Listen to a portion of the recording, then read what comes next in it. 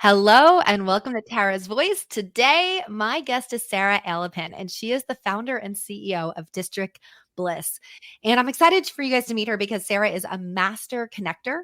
And this is really cool. She's so good at connecting that she turned it into a business and she founded the District Bliss community. I love that she says she's an extrovert living in a work at home world.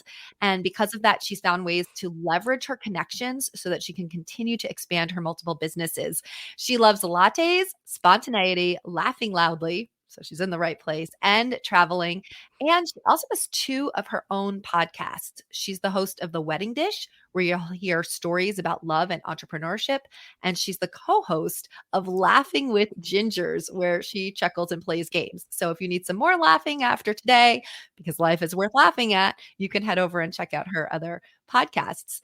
So I'm excited to get to talk with you. I feel like we could just talk forever outside of this. But I Totally. what your irrelevant question will be. So we're going to go ahead, pull up our wheel of random irrelevant questions, and let's see what comes up. Okay, let me shuffle these. Let's hide this. Let's go ahead and screen share. I do joke that the biggest stress in my life is screen sharing. I mean, that's not a bad thing to have, but it really does. I'm like, I mean, when we first started going virtual, every time I would do an event and I'd have to screen share, I would get like nervous. So let's see if this works correctly. All right. So here's all your irrelevant questions. Now, some of these were contributed by other people. So we'll see what happens when we spin our wheel.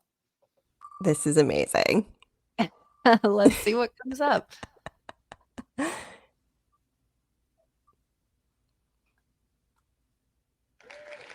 Okay, if you could relive your life, what's one thing you would choose differently? Oh, that's a really interesting question. There are so many things that I would probably have done differently. Um, Two things that are probably the biggest pieces here. And while I don't know that I would undo this, I don't use my degree. So I don't know that I would have paid for college because I paid for college myself to not use my degree. What's your degree in? Well, I mean, I guess technically I do kind of use it. So I have two bachelors. One's art studio and one is art education.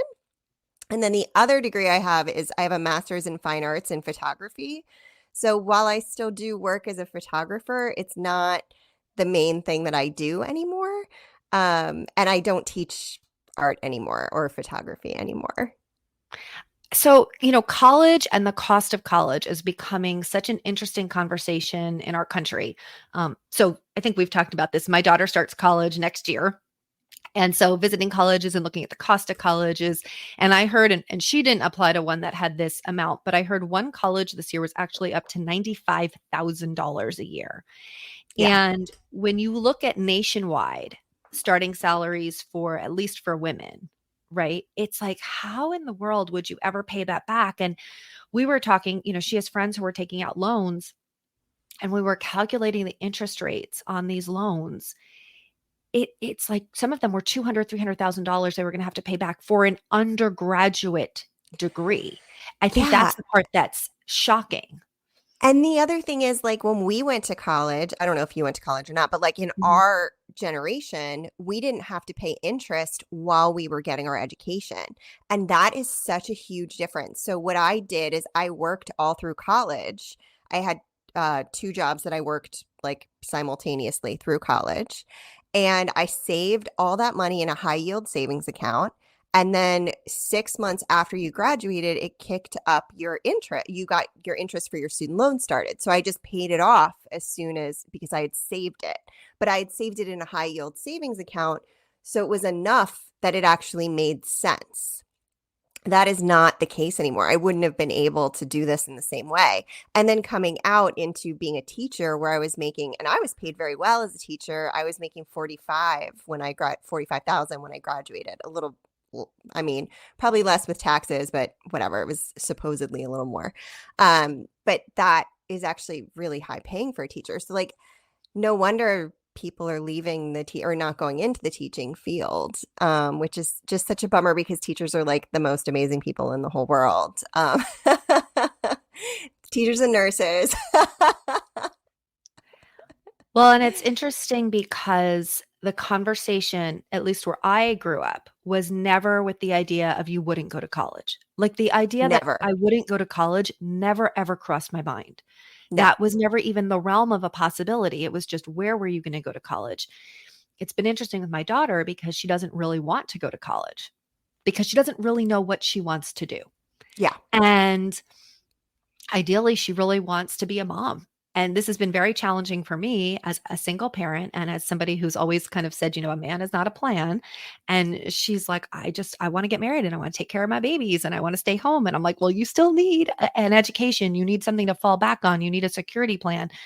When I went through my divorce and it was domestic violence and all of that, one of the things that I was very grateful for was that I had a career, I had a job, I had a way to, kind of get back on my feet, where I saw a lot of women who didn't. I remember I was sitting this was wild. So I was living in Colorado at the time, and my ex-husband kept violating his restraining order. I mean, over and over and over again. I should have had a VIP spot at the courthouse. And so what would happen is I'd have to go into court. They would take you into this victim witness unit. You would sit there all day, and then you'd have to go back in front of the judge and, go through whatever the process was, because there was another violation of a restraining order. God, And that's like a restraining orders are really full-time interesting. job. Oh my gosh, it really was. I mean, it was a season of my life that was crazy. But what was very difficult is I would see these women who they were brought in because of domestic violence, right? And in Colorado, the way it works is when there's a domestic violence case, and I don't know if it's still this way, but at the time there was an instant restraining order given, and that restraining order stayed in effect until the entire case was over. So if that person ended up serving probation for 18 months, that restraining order stayed in effect the entire time. Not every state is like that. And so there would be these women who would be coming in and they would be hysterically crying in front of the judge, like, you have to drop this restraining order because I have no place to go. They were living in their boyfriend's apartment or they were living in their boyfriend's home. And the way it worked was that then that person just got kicked out. And Yeah. so they would be like, please drop the restraining order. I have no place to go. My children have no place to go. And it was very interesting. You started to learn different judges would rule different ways. And there were some judges that if there were children involved, they never would, let them drop the restraining order. Then there were other judges that were like, all right, but we know women go back about an average of 8 times to their abuser, right? And so I felt very fortunate that I had bought the house. The house was in my name. I had been paying the mortgage. So when that happened, he had to leave. I didn't have to leave. My daughter and I were able to stay there. But I can't imagine somebody who's in a situation where they really feel like I have no place to go. And they're going back home to a place that's, abusive and violent and unsafe. I have no idea where that tangent just came from, from I really believe women need to have their own source of income, their own money, Yes. their own way to support themselves, right? And so my daughter and I have been talking about, if she doesn't want to go to college, there's so many other options now that you don't necessarily need a college degree for. Now, she ultimately decided to go to college, and we'll see how that pans out. She hasn't started yet. She starts at, in a couple months.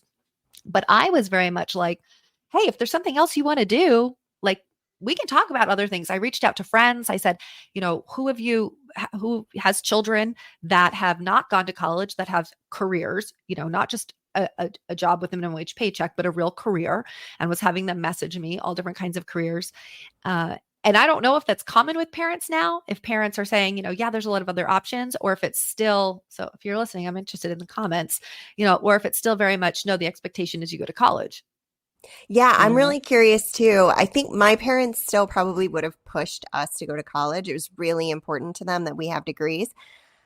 I don't feel like the way our education, as having been in the education system, I don't think that the way that we have built the education system is the right fit for everyone. And we are now so aware of like the way that different people learn and all of the different ways people, are successful. And success is measured in so many different ways. So it isn't I don't think it's the right fit for everyone. I mean, I think, of course you need an education to a point, which I'm not going to argue with. I just think that there are a lot of options out there where you don't actually need a degree. And there are a lot of crappy jobs out there that require a stupidly high degree for a minimum wage job, which is like the Yes. other crazy part. Well, that's why when you're talking about with teaching and nursing, I mean, I think people, I've always thought, and I could be wrong on this, that people who go into teaching and nursing go in because they really want to make a difference in the world. Yeah. They want to have impact. They're not necessarily looking for prestige and the high paycheck, right? These are some of the hardest working, underpaid positions that people have, Yeah. right? And particularly in today's world, I mean, the teaching field is just crazy. And the medical field after the pandemic, I mean, these people really went through a lot, right? And, at I guess though, at least I'm going to school and there's a career on the other side of that. Yes. Where some people they're going to school and they're getting, an English degree, but maybe don't want to teach. Like, where they're getting a philosophy degree, and they don't Well, want to and teach. that's the other thing is then that sucks you into the education system and you can't get out of it. So then you're working on your master's, then Mm. you're working on your PhD, then you're teaching at the college level and recruiting people into your PhD programs because that's the way you're getting paid, which So is then I'm just I'm it. curious, and you guys, if you're listening, I'd love for listeners to comment if you're using your degree or not. Because this was a conversation I had with friends of mine a few years ago, and we kind of all looked at each other and went, wow, we all have college degrees, but none of us are actually in the field of our college degree.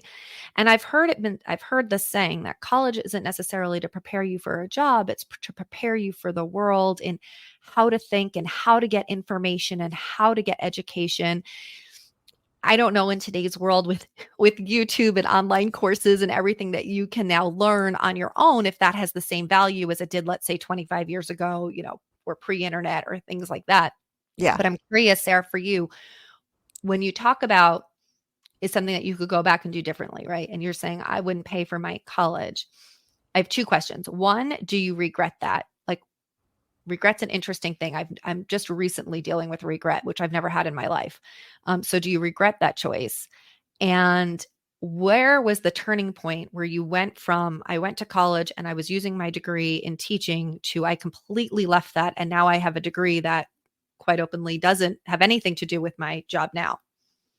So in terms of the experience, I would absolutely go back in a second. I loved college. I loved the relationships I built. I loved the freedom to figure out who I was as an adult with the safety net of having that protective space, that safe space of a college campus.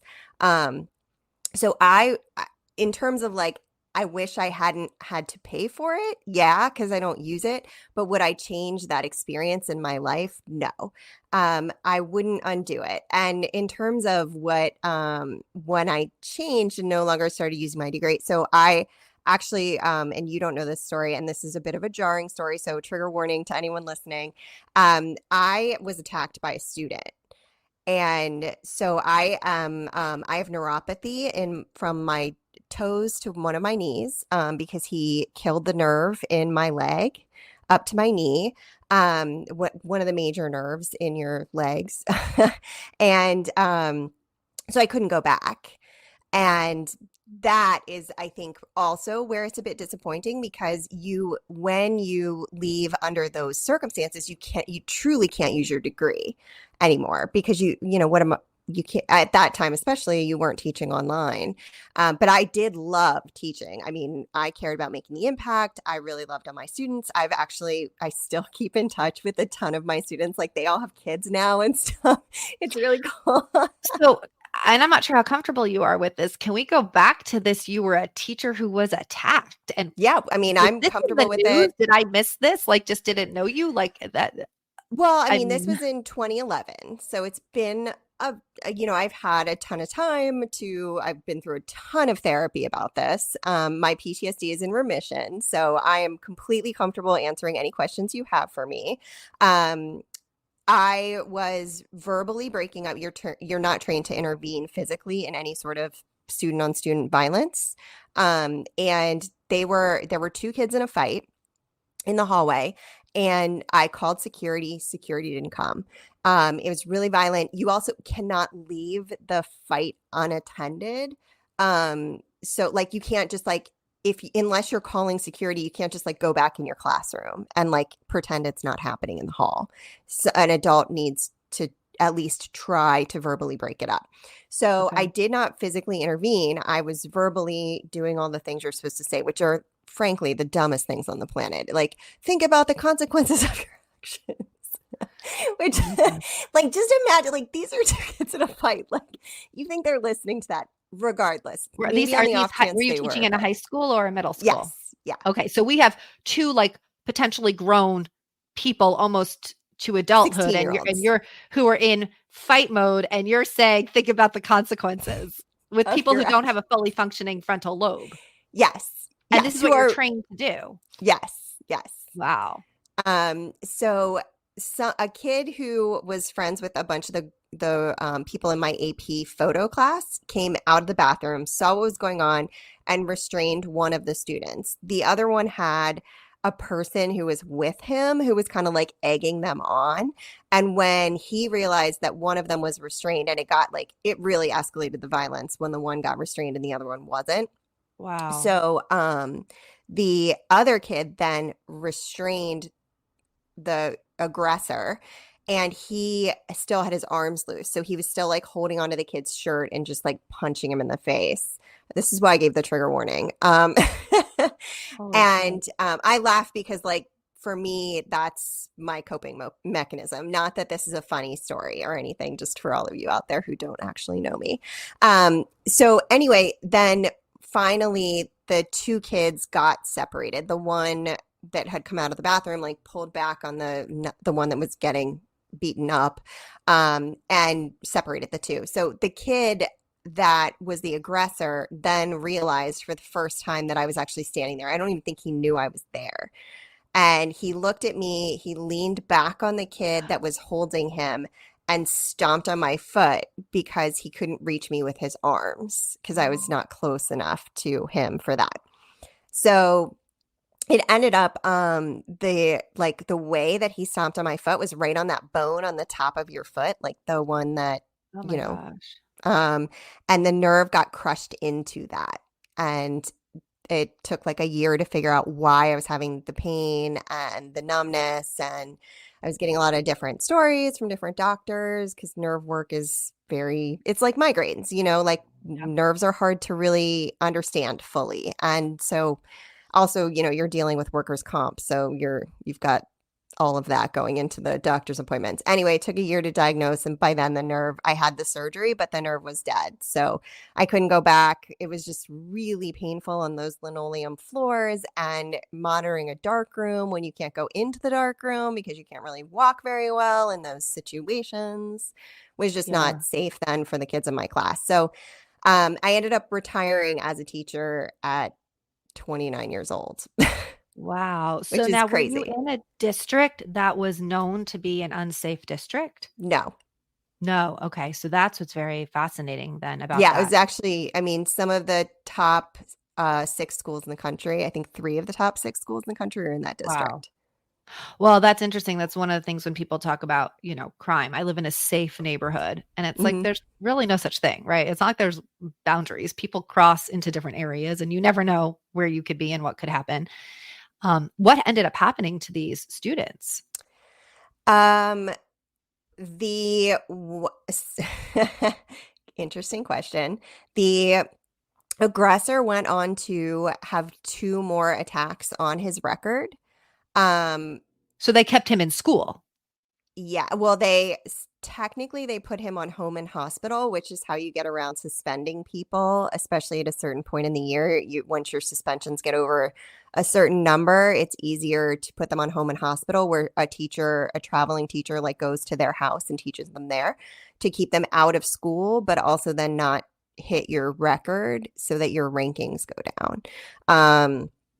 So, and like, all of this may have changed. I've been out since Sure. 2012. So who knows if any of this is still relevant, but at the time, that's what the That's what they situation did. was. So he was on home and hospital, and I think he never once, like, he didn't have any credits at that point, and he was 16. Like, he was not interested in schooling. He was interested in other Fighting. things. Yeah. Yeah. I mean, like, his story is really sad, and I don't blame him. You know, he was a kid. I hope that he like has gone on and made changes in his life that have made him a successful member of society, because it's a real shame to think that at 16 you made some choices that really can sink you. My case was never properly reported by the school. So he, as far as I knew, only had 2 assaults on his record. So hopefully he never got that third strike, because that's, you know, that's a real marker, especially where I was teaching. Wow, you just wonder, and I think this often when we see things in the news and, you know, TikTok videos and stuff where you're just like, "Oh my gosh, people are so violent." But when you think of a 16-year-old, I just wonder, like, what is going on at home that is making somebody that angry? Yeah, and I What know is what going was on going in on in his life, home, and right? yeah, it was, I mean, it And was that's where understandable that he was that angry. and this is the line, right? Understandable, still physically harmed somebody else, physically harmed you. Like, we can't just act out because we have, there's this level of self regulation that seems to be lacking in today's society. Of, Yeah, and this you is, I can, mean, again, this is 12 years ago or yeah, 13 years ago. So this isn't like recent. So I would venture to guess that this has always been happening, and that it was just we didn't know about it in the same way right. We because didn't we have anybody didn't. filming it the way that Exactly. we do now. Right. Exactly. Because it does. I think if you start to watch some of these videos, you can start to think, oh my gosh, the entire world has gone to, a dumpster fire and everything is so scary. And my brothers always kind of remind me, yeah, it's just that now everything's being recorded. Yeah. These things are happening. You're just seeing them and you're seeing so many of them because they're being recorded. Like, is the subway in New York really that much more unsafe than it was 20 years ago? Or Oh, is it in now the you're just getting 90s? these recordings, right? Yeah, Like, the subway in the 90s, I'm going to venture, was worse than the subway today, if anyone wants my input. yeah, I guess you never saw things, you Yeah, didn't. unless you saw it, but then you weren't like telling anyone else other than like your immediate circle of friends. So nobody knew that you had this experience. And things are always underreported because it's frankly, it's a hassle to report something. The court system, like, you know, the like all of that, that would take your, if you were on vacation and you went to report something that happened on the subway, that's going to take your entire vacation day Yeah. in New York. Well, and so I'll tell you, this is not a violent thing, but I was in the Poconos and I was there finishing my book. So I had a friend, I was very lucky. I said, I just need to kind of get this done. And she said, we have a condo in the Poconos. Why don't you go for the weekend? Just lock yourself up and get your book done. So that's what I did. And I ordered pizza. And this lovely lady came and gave me the pizza, and I gave her my credit card. Well, lo and behold, she steals my credit card, goes to Vegas, pays for her satellite TV.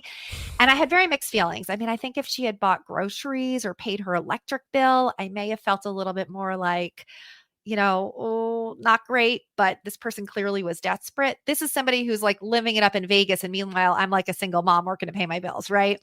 Yeah. And I went to report it. I said, I know who she is because I had actually gotten her name and number. We had stayed in touch. That was the wild part because we had such a great conversation at the door. Oh And my God. so, yeah, so I had her name, I That's, had her number, I had her address, and they told me I couldn't report it because I'd have to go back to Pennsylvania across state lines because the crime had happened in Pennsylvania. And I thought, I'm not going to take an entire day to drive back and forth hours and hours to the Poconos over this. And so when you talk about underreported, right? How many times it's like, it's not even worth it. yeah. Canceled the credit cards, they reversed the charges, whatnot, but she never got persecuted. And I'm Yeah. thinking, how easy is that? If people are here and they don't live here, this is an easy way for credit card fraud. So I'm really curious in your story because I don't know this. Obviously, you didn't you had I mean, you could have had a choice to go back to teaching, but I would imagine that would have been very traumatic. And you said there were a lot of physical things that stopped you from doing that. Yeah. So you're at this point in your life, you're 29 years old, you've invested all of this money into becoming a teacher, thinking this is going to be my career path. And then you wake up one day and you're like, oops, nope, not the career path. How did you even start to navigate what I would consider like a second act? Because there's so many women that hit points in their life where they need a second act. It could be they go through a divorce, in your case, a job loss, they go through the loss of a spouse, or even just their kids go off. And I mean, I'm in the space right now. Like your kids go off to college, you're like, all right, what do I do now? Right. And so we talk a lot about this second act. Now, yours was very young at 29, but can you kind of give us an idea of how did you move forward through that? And what are some of the things that you think would be relevant for other people who are maybe facing a kind of real crossroads in life? That's a great question. So because teachers, you really can't live on your salary, I had a quote unquote summer job, which is like a side hustle for a normal person, um, as we call it now. Um, but I had my photography business. So I was photographing weddings during the summer, and then that was my summer income. And I would use that to then travel, or I was photographing like during spring break, like different times of the year when it was going to be feasible for me. And it actually made me available during holidays when a lot of other photographers are not available. So I was able to charge a higher rate. And also I was able to, it was okay if they said no and they couldn't afford it. Um, so I ended up deciding that I was gonna, and this is actually District Bliss's origin story. I ended up deciding that I was gonna kick my photography business into high gear, but I couldn't go back. I couldn't physically handle the full load of a wedding anymore. So I knew I needed to bring in other photographers and pay them very well so that I could use them as an additional photographer, not a second photographer and not an assistant, like someone who is actually working as the primary photographer during certain points, like during dancing and that kind of thing, so that I can like fully take breaks. So, and like recover and everything. So I went to networking events and I hated them. I would meet other photographers, which was who I was going to meet. And they would be like, oh, you're a photographer? I'm a photographer. And then turn around and ice me out of the circle. Um, and I was like so disappointed by this. And I was like, but I'm here trying to pay you like hundreds of dollars an hour, which is not going to be the same as you having your own wedding. But if you don't have to do any of the editing and you don't have to do any client management at all, and you don't already have a pre-existing wedding that day, it's just free money for you. It's just you're getting paid well to do something. And so like for me, it was a win-win, but it wasn't to some of these other people. They've had that scarcity mindset. So I ended up throwing my own networking event because I hated it so much. And it went off so well, I had to make it a business. There wasn't an option. It was like we would have a wait list of 6 times our capacity for every single event. And people all came in with that really welcoming mindset. Everyone came in with my, values. And it was wild how popular they became, how quickly they took off. So we ended up in 2019, we were really lucky that we went hybrid because we launched membership in 2018, and we got a huge pod of people in LA, a huge pod in New York, and then a huge pod in DC. And people wanted to attend the workshops that were happening in the different places that were in their other place. So then we ended up deciding to go hybrid. So we were actually set up to survive the pandemic without a blip, which made it Very much unusual easier. for most people. Yeah. Yeah. So I'm super curious. There's so much I love about this, right? It's the idea that you create what you're looking for. Like the world needs that. If you need it, probably somebody else does too. So create what you're looking for. I also really love that this is a perfect example of the phrase, your vibe attracts your tribe, right? That you were showing up as somebody who was looking to connect, collaborate, foster real relationships. And so that naturally, almost on a supernatural, level is going to start to attract the right people to you. Right. And so you said everyone was so aligned, is what I heard. Yeah. What do you think when you did that very first event? What did you do that you think really made yours kind of the hot one that people wanted to be part of versus all of the other options that are out there? Um, I think your branding does tell a lot of your story. So there were a lot of pieces in the brand that told you information about, like, in terms of the actual colors, the logo, like the pictures that we used, all of those things communicated to people that this is a place where community comes together. Um, and then I think a lot of the way that I wrote it was from networking doesn't have to suck standpoint, because it doesn't. I love that. Um, I think that's the way we started it. And initially it was targeting wedding vendors. So it was like a vendor social is what we called it. And having the term social on there, I think really made it feel more approachable and less anxiety provoking as well. Wow. So it's really wild how what could have been a horrific, life-changing experience that leaves you just negative, cranky, my life is ruined, I put all this money into college, my career is over, really became a springboard into creating a whole other business that, quite openly, had that not happened, you probably never would have done. Oh no, I never would have.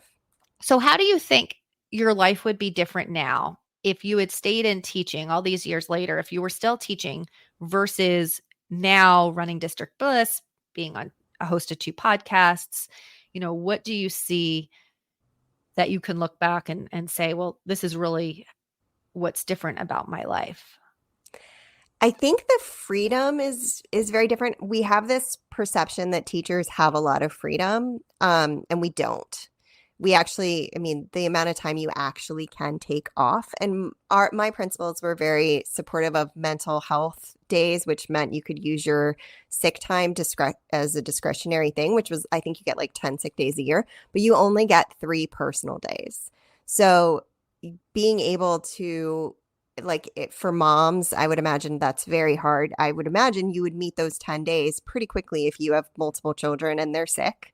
I'm not a mom, but I always did think about that. That would be incredibly difficult. And beyond that, I think you don't get paid or something. I don't really totally remember all of that. But we travel on shoulder seasons now. And so we're able to take these really amazing vacations and, like, go to the Maldives for 2.5 weeks, or 2 weeks, and then 6 days in Paris on the backside in November. Because it's the shoulder season, it's significantly less expensive.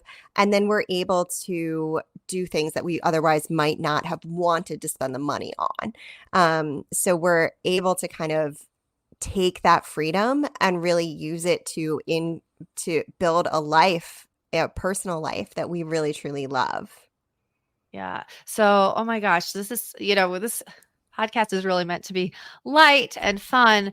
And it's interesting how it just kind of goes sometimes into the conversations that you need, because I think so many of us need to be reminded that no matter where we are right now in life, no matter what we're facing, no matter what looks like, this is just the worst thing that could happen. And quite openly, I'm in a season right now, kind of going through that and saying there is always a gift. There is a gift that sometimes you do not see until years later, right? And this gift that involved, years of a year, it sounds like, at least, of physical trying to figure out what was wrong with you. I can't imagine, they sound like there was PTSD, Yeah. lots of therapy to be able to turn around and say years later, well, actually, the gift is that now I have freedom that I never would have had I stayed in teaching. So a good reminder to all of us, like, can we just look and say, well, what is this gift in even the worst of circumstances? What is the gift in even the most horrible of circumstances? It may not have been the one that we wanted, right? But there is a gift there. All right. So as we finish up, because Sara has been talking about District Bliss, and so she does have a few gifts for us as listeners. And I know you really have two. So one is a gift that everybody can have just for listening. So can you kind of share what that is? So that is the effective networking course. So basically what that does is it takes some of the anxiety out of networking and helps you build a networking strategy that is fun and rinsable and repeatable and builds actual meaningful connections that continue to deliver over time.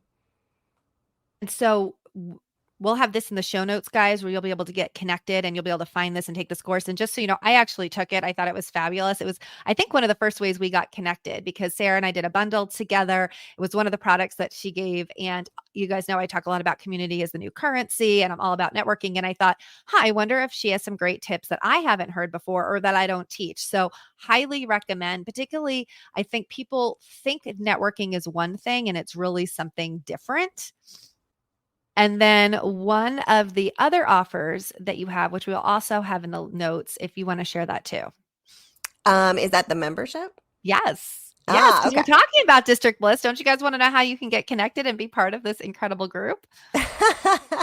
So we have membership, and we are a community of introverted and extroverted business owners who are really sick of that stodgy style of networking that I was talking about before, and who want to break free from that so we can build our businesses with ease. And since I prioritize and I'm really passionate about education, we have workshops, we have networking socials that are fun and approachable. We host boot camps that are packed with tons of information that's actionable and you can take away right away, and all kinds of stuff like that. Plus roundtables where you can have conversations that are sometimes scary and you don't want to have with the public, or where you can ask questions.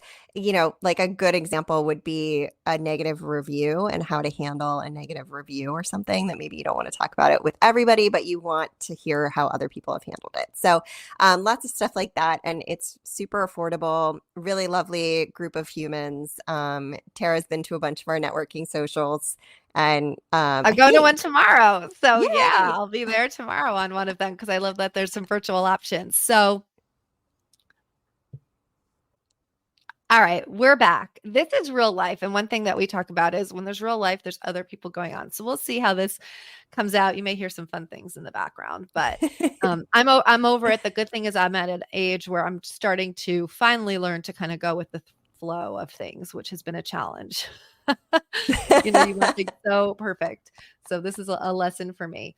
So I'm excited. So guys, if you can get the free networking event, here's what I would say. You want to build your community before you need it. You may be Yeah. thinking, I don't really need to network. I don't really need to have a community. You may at some point regret that line of thinking. So I would check out Sarah's free class, learn at least, even if you get one tip. That's what I did. I thought if I get one tip that will support, a new thought for me or help enhance my networking, it's worth taking. And if you are looking to get plugged in, particularly in today's world where so many people are solopreneurs, they have business, they're coaches, they're building online businesses. And while that's great, there's also a lot of loneliness and a lot of isolation. And I think, particularly as women, we are meant to be in community and we are stronger together. And simply to have other people, and I'll give Sarah as an example, she really is somebody who leads with her heart. I was having lots of issues with even just how to create a podcast. I think that was one of the first conversations we had because you had one. Yeah. And I don't know what I'm doing. I've never done a podcast. What are some thoughts? And you just poured into me with everything that you had learned. And then we were talking about having to create, email marketing. And again, you just poured into me with everything that you learned. And so it doesn't surprise me when you talk about the people that were attracted to your group because you do attract who you are, not what you want. And so I will just say to any of those of you who are listening, there's a lot of options for groups to get plugged into. The leader will always be the significant difference within these groups. Many groups offer networking, they offer collaboration, they offer an opportunity to connect. The leader is what's going to make the difference. And so, Sarah, you are the real deal. You are a woman who leads with your heart, with true. When you say collaboration, you mean it. I think sometimes people say it because it sounds good. But what I have gotten from you is that you truly are somebody who walks the walk and not just talk the talk. So I appreciate you being on today as my guest. I learned so much about you. I did not know that whole backstory. And I hope that if nothing else, you guys, you're inspired to take a look at, what are the things in your life that if you could do differently, but is there a gift in why it worked out that way? I think that's so valuable for all of us. So, guys, if you like today's episode, I hope you do subscribe. And of course, we would love a review. If you didn't like it, don't worry. You don't have to leave a review. No worries. And then I hope you join us next time for another interesting person for another irrelevant conversation. And why are we doing this? Because life really, really is worth laughing at. So see you next time. Bye, everyone. Bye.